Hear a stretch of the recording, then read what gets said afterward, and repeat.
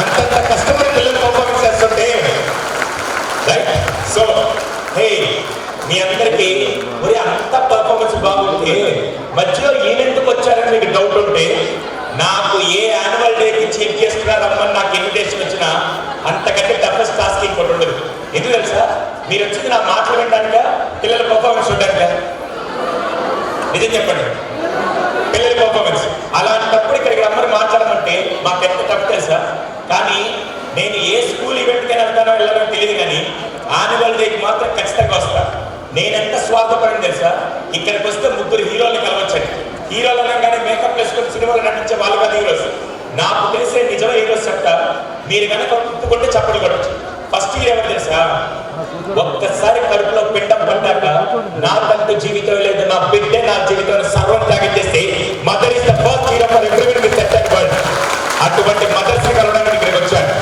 ఇందుకే మదర్స్ ఎక్కడ ఉన్నారు? ఆధార్ కార్డు తెచ్చుకున్నారా? Just first hero mother, second hero ఎవరు? పాప మీ అబ్బాయికి అసలు రెస్పాన్సే రాదు. ఎవరు సెకండ్ హీరో? తల్లి 9 ఏళ్ళు మోస్తే తండ్రి తన కట్టంలో ప్రాణాలతో కుటుంబానికి కష్టాలు తెలియకుండా కుటుంబాన్ని ఆనందంతో కూర్చుకునే హీరో నాకు తెలిసి ఒక ఫాదర్ మాత్రమే. అటువంటి ఫాదర్స్ కలవడానికి మీకు వచ్చారు. Second hero father. థర్డ్ ఎవరు? పాపం ఈ జనరేషన్ లో గురువులకు ఎలా అయిపోయారు తెలుసా? సార్ మేము మేము ఫీజులు కడుతున్నా, మేనేజ్మెంట్ జీతాలు ఇస్తున్నా. అంతకంటే వాళ్ళు ఏం చేస్తున్నారంటే, బాగా గుర్తుపెట్టుకోండి, జీతాలు తీసుకొని పనిచేయడానికి చాలా ఉద్యోగాలు చేయొచ్చు. మీ పిల్లల జీవితాలు మార్చాలంటే ఒక టీచర్ మాత్రం చేయగలుగుతారు. Hats off to all the teachers, those who adding value. అటువంటి టీచర్లు కలవడానికి ఇక్కడికి వచ్చారు. హే ఎలాగో వచ్చారు కాబట్టి ఒక్క 10 నిమిషాలు మాట్లాడచ్చు. కానీ నేను మాట్లాడవడంతో కిషోర్ గారు ఎంతమంది ఇక్కడ కూర్చున్న వాళ్ళు సార్ ఒక 20-30 సంవత్సరాల క్రితం అమ్మమ్మలకి తాతయ్యలకి 5, 6, 10 మంది సంతానం ఉన్న అలా పెంచుకుంటూ వెళ్ళిపోయారు సార్. ఈ రోజు మా ఇంట్లో 2 ఉంటే వాడిని పెంచేసరికి నాకు 3 సినిమాలు నీళ్ళు కనపడుతున్నాయని ఎంతమంది ఫీల్ అవుతున్నారు? పిల్లలు పెంచడం ఇప్పుడు ఈజీగా కష్టమా? వినపడలేదా? అందుకని నేను ఈరోజు 5 విషయాలు చెప్పిన ఇక్కడి నుంచి వెళ్ళిపోతా. ఈ 5 విషయాలు ఈ జనరేషన్ మీరు పొరపాటు చేస్తే మాత్రం ఖచ్చితంగా మీరందరూ నా దగ్గరికి వస్తారు. దేవుడి వల్ల మొన్న ఇల్లు కొనుక్కున్నా, కరోనా తర్వాత మానసిక సమస్యలు పెరిగి మొన్న కారు కొనుక్కున్నా, 2వ ఇల్లు కొనుక్కునే దానికి డబ్బులు లేక ఈరోజు ఇక్కడికి వచ్చారు. మీరందరూ మీ పిల్లల మానసిక ఆరోగ్యాన్ని చెడగొట్టుకొని మీరందరూ నా దగ్గరికి వస్తే 2వ ఇల్లు కట్టుకుందాం అనుకుంటున్నాను. వస్తారా? ఇప్పుడు నేను చెప్పేవి చేయకపోతే మాత్రం ఆఖరికి వెంకటేశ్వర గారు చెప్పినా కూడా మీరందరూ నా దగ్గరికి వస్తారు. నేను గ్యారెంటీ చెప్తున్నాను. ఈ 5 నేను చెప్తా. నేను దేనికోసం పనిచేస్తున్నాను తెలుసా? సైకాలజిస్ట్ అవసరం లేని సమాజం నిర్మించడానికి నేను ప్రయత్నిస్తున్నా. అటువంటి సమాజం కోరుకుంటూ ఉన్నాను. అంతకుముందు లేదు కదా. ఇప్పుడు ఎందుకు వచ్చాను తెలుసా? ఇంట్లో అమ్మమ్మల తాతయ్యలు లేరు కాబట్టి, వాల్యూస్ చెప్పట్లేదు కాబట్టి, కథలు చెప్పట్లేదు కాబట్టి మాలాంటి వాళ్ళు రావాల్సి వచ్చింది. Yes or no? అందుకని నేను ఒక 5 విషయాలు చెప్తా. ఈ 5 చెప్పేంత ఈ రోజు నుంచి ఇది పాటిస్తే మాత్రం యువర్ హోమ్. నాకు తెలిసి వైకుంఠం ఎలా ఉంటుందో అలా ఉంటుంది. ఫస్ట్ది ఇది నేను ఎప్పుడు చెప్తా, కాకపోతే మీకు అర్థమయ్యడానికి ఇంకా ఎగ్జాంపుల్ చెప్తాను. 7 ఏళ్ల క్రితం నా కౌన్సిలింగ్ సెంటర్లోకి వచ్చుంటే ఒక పేరెంట్ వచ్చాడు. ఇలాగే నీటిలో ఫార్మల్ డ్రెస్ వేసుకొని వచ్చాడు.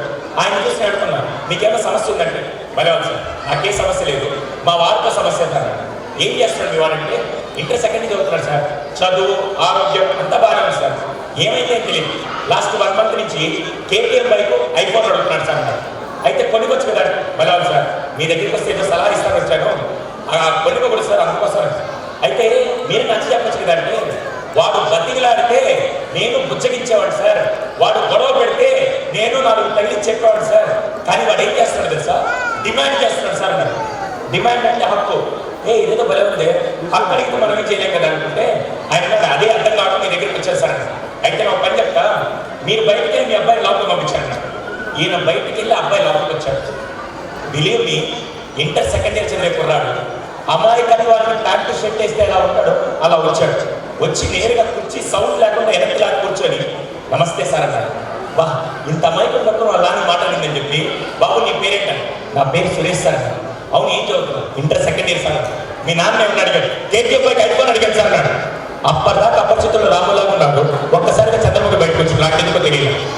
నేను వెంటనే కౌన్సిలింగ్ ఫీజు ఇస్తున్నారు కదా వాళ్ళకి మంచి మాట చెప్తాను. అరే ఇప్పుడు కాదు నీకు ఉద్యోగం వచ్చినప్పుడు కనుక్కోండి సార్ అదంతా నాకు తెలుసు కానీ నేను అడిగిన దాంట్లో న్యాయం ఇస్తాను. ఒరే నువ్వు అడిగిన దాంట్లో న్యాయం ఉందని ప్రూవ్ చేస్తే మీ నాన్న అడిగి నేను కొనిస్తా అని చెప్పాను. అయితే మీరు కొనిస్తారా సార్ అన్నాడు. ఇది ఎక్కడ తిరిగి నాకు వచ్చినట్టుంది, వీడిచ్చే 500 డబ్బులకి నేను ఏడ వచ్చింది. అయినా కూడా ఓకే అని చెప్పాను. వాడు వెంటనే ఏం చేసింది తెలుసా, అయితే జాగ్రత్తగా వినండి సార్, నేను 5వ క్లాస్లో ఉన్నప్పుడు నాకు మ్యాథ్స్ బాగా వచ్చేది కాదు. వెంటనే మా నాన్నగారు వచ్చి నేను ఇంత బాగా చదివిస్తున్నాడు, నీ బతుకు ఏ రోజైనా మ్యాథ్స్ మంచి మార్కులు తెచ్చుకున్నావు, ఆ పక్కింటి మాన్సాన్ని చూడు ఎంత బాగా చేస్తున్నారు కానీ.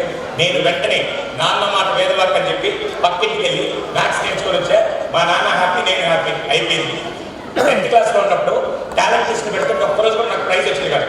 మళ్ళీ వెంటనే మా నాన్నగారు వచ్చి ఒరే నీకు మంచి స్కూల్లో చదివిస్తున్నా, ఏ రోజు నాకు ప్రైజ్ తీసుకొచ్చావా, ఆ సుబ్బారావు కొడుకుని చూడు ఎంత బాగా చేస్తున్నాడు, నువ్వు నా దేనికనగానే నేను వెంటనే నాన్న మాట గౌరవించి వెళ్ళి నేర్చుకొని.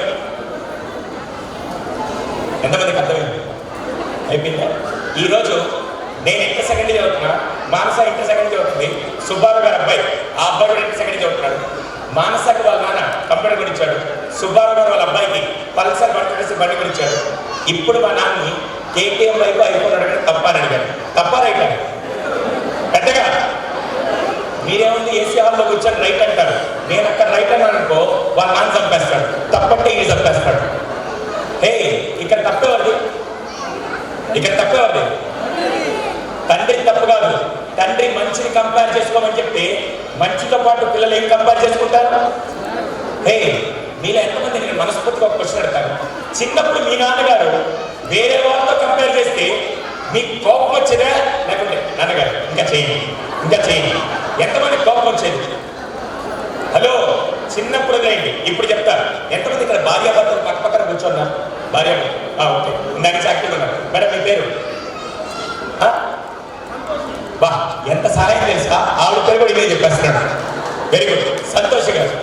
ఆవిడ ఏం చేశారు తెలుసా, కిచెన్లో వంట ప్రిపేర్ చేసి పెట్టారు. మా ఆయన వస్తారు భోజనం పెడతామని 2 గంటలు గుత్తొంకాయ కూర ముద్దపప్పు అన్నీ రెడీ చేసి పెట్టారు.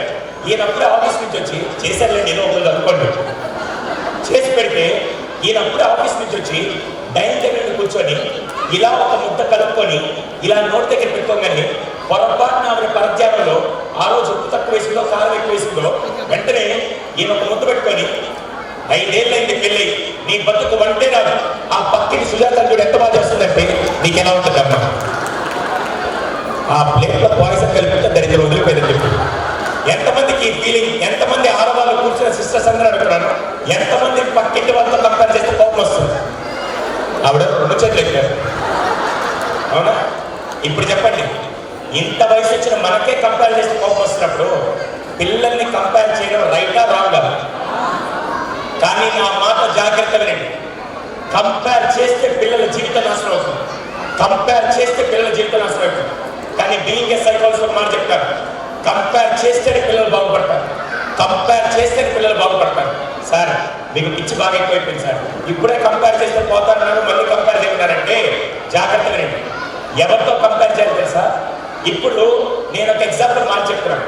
అదే సంతోష్ గారి దగ్గరికి వాళ్ళ హస్బెండ్ వచ్చి 5 ఏళ్ల నుంచి ప్రతిరోజు వంట అద్భుతంగా చేస్తున్నాను, ఈరోజు ఒక్కరోజు పరధ్యానంలో వంట కరెక్ట్గా రాలేదు, రేపు మళ్ళీ నీ చేతితో అదే కమ్మడి భోజనం తినాలంటే రేపు ఆవిడ ప్రాణం పెడతానని నేను అంటాను. ఇప్పుడు చెప్పండి ఎవరితో కంపేర్ చేయాలి? పక్క వాళ్ళ వాళ్ళతో